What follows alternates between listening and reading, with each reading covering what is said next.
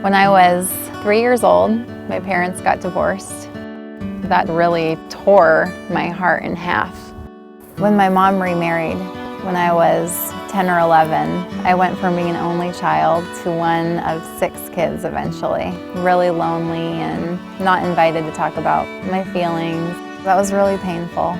When junior high started out, I had a best friend and we were really close. But I got a note in my locker the first day of 8th grade that she thought it was better if we weren't friends anymore. That just tore my little heart apart. And so she was part of the popular crowd and I wasn't, and I really wanted to be accepted.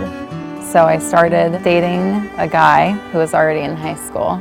It was so good to get that attention that I was really willing to do things that I knew weren't right. Walking away from God, my heart got harder and I started partying more and partying harder, and I ended up kind of midway through high school being addicted to cocaine.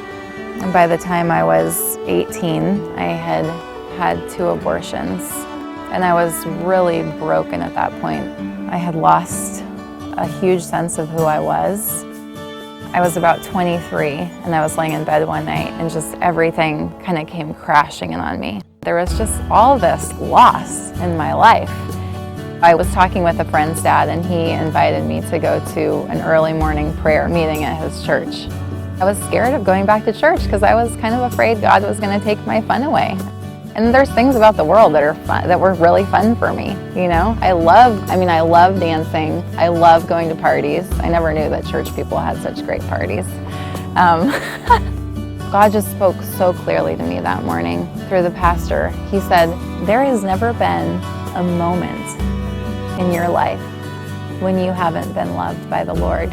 I just thought back to all the things that I had done when I was in the recovery room of Planned Parenthood, when I was doing cocaine that one night, sleeping with that boy, when I was mocking God at a party that one night. Even during all those moments, God loved me. It finally got into my head, you know, like I was able to really receive this truth. God had always been faithful, but I had been the one who was always leaving the Lord to go and pursue other things that I felt like would satisfy my heart, and none of them ever did. I decided no matter how much this hurts, no matter how hard it is, and no matter how many nights I have to cry myself to sleep like this from all of those years and layers of heartache and pain and all the loss, I'm going to do this. I'm going to walk with the Lord. I started praying that God would reveal His love for me. God just started working in my life from that morning. Like just making that decision to get up that morning and just go to prayer even though I was late. Like God just blessed my effort. Every step that I would take towards the Lord, He would just unload blessings on me. It has not all been easy. No matter what thoughts we're struggling with, however crazy they may be, God still loves us. To know that I am made and loved by a God who created me for Himself to love me no matter what. God is just the ultimate redeemer. He's taken all of my sadness and despair and made them well springs of joy. I'm Christie. This is my story, and I'm wonderfully made.